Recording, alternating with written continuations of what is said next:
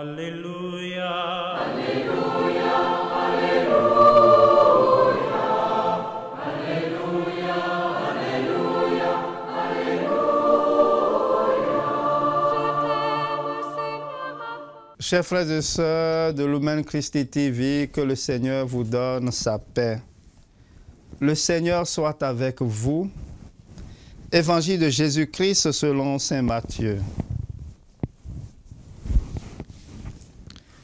Comme les disciples s'étaient rassemblés autour de Jésus sur la montagne, il leur disait: « Vous avez encore appris qu'il a été dit aux anciens, « Tu ne feras pas de faux serments, mais tu t'acquitteras de tes serments envers le Seigneur. Eh bien moi, je vous dis de ne faire aucun serment, ni par le ciel, car c'est le trône de Dieu, ni par la terre, car elle est son marchepied, ni par Jérusalem, car elle est la cité du grand roi.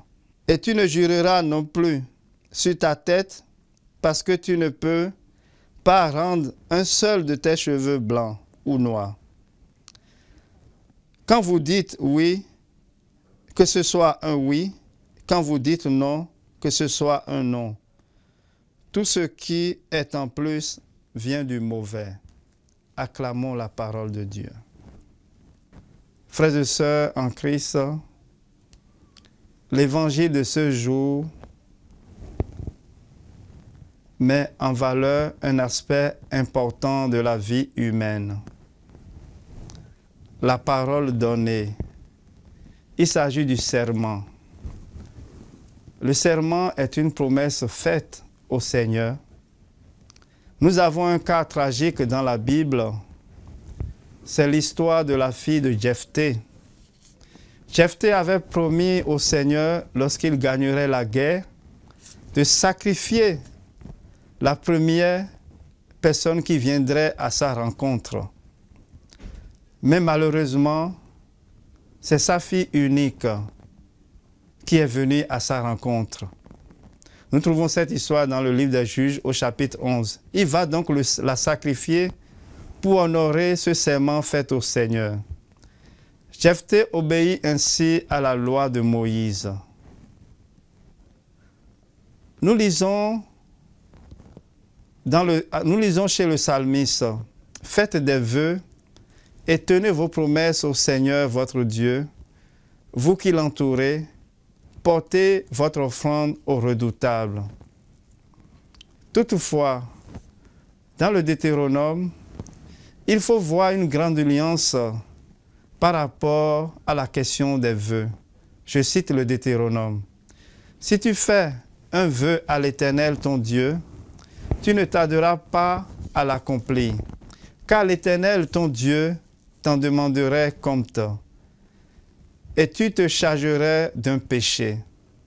En t'abstenant de faire un vœu, tu ne commets pas un péché, mais tu observeras et tu exécuteras ce qui sera sorti de tes lèvres, conformément au vœu que tu feras volontairement à l'Éternel ton Dieu et que la bouche aura prononcé. » Deutéronome 23, 22, 24.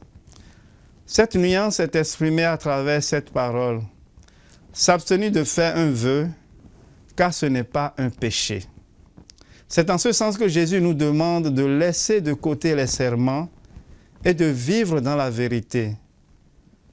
Que votre parole soit oui, si c'est oui, et non, si c'est non.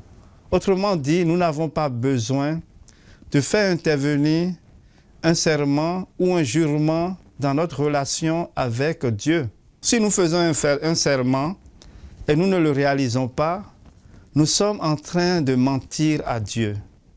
En fait, combien de fois nous avons promis à Dieu de faire les choses sans les réaliser?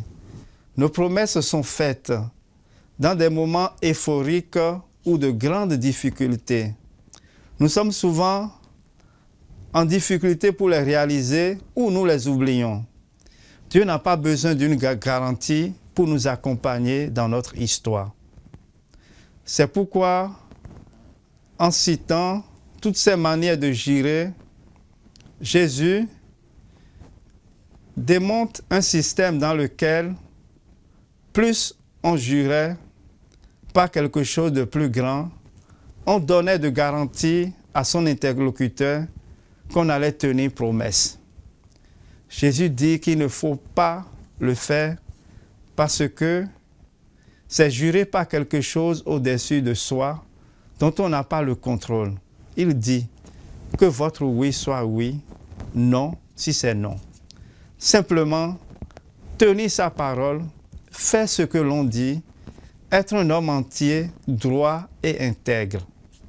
Jésus nous invite à tenir parole sans utiliser toutes ces formules d'imprécation qui étaient courantes à l'époque, mais qui existent encore aujourd'hui. Les enfants disent, mais quelquefois les adultes disent, je te le jure sur la tête de ma mère. En fait, Jésus nous invite à ne pas utiliser ce genre de formule parce que cela revient à dire, autrement je ne tiens pas parole. Jésus dit en somme, tu dois tout le temps tenir parole, pas seulement quand tu fais une belle phrase pour donner confiance à ton interlocuteur. Tu dois toujours être un homme ou une femme de parole. Combien de fois, si on se regarde soi-même, on se rend compte que l'on ne tient pas toujours parole. Cela va influencer notre vie, nos relations, toute la société. Le manque d'intégrité, c'est ce qui fait la pauvreté d'un pays. C'est ce qui fait la pauvreté d'une famille. L'intégrité, le fait de tenir parole, c'est comme une goutte d'eau qui tombe dans l'eau. Ce n'est pas grand-chose, mais quand elle tombe, une onde se propage sur toute la surface de l'eau. Une personne qui tient parole va créer un impact d'intégrité. Si une deuxième, puis une troisième personne tient parole, finalement, on va avoir une société où des relations qui sont solides, où les relations sont solides et sont sûres. Le chrétien est appelé à avoir le sens de la parole donnée. L'intégrité, que l'on se débarrasse et que l'on se débarrasse du mensonge. Débarrassez-vous donc du mensonge et dites la vérité à chacun et à son prochain, parce que nous sommes membres les uns des autres. C'est Saint Paul qui nous le dit dans Éphésiens chapitre 4, verset 25. Donc ce que nous pouvons faire en écoutant le Christ en ce jour, c'est de prendre une décision, de vouloir essayer progressivement de marcher dans la vérité et de fermer notre cœur aux paroles mensongères. Parce que Jésus nous dit, lorsque nous mentons, nous appartenons à l'ennemi, à Satan. Nous le trouvons dans Jean chapitre 8, verset 44.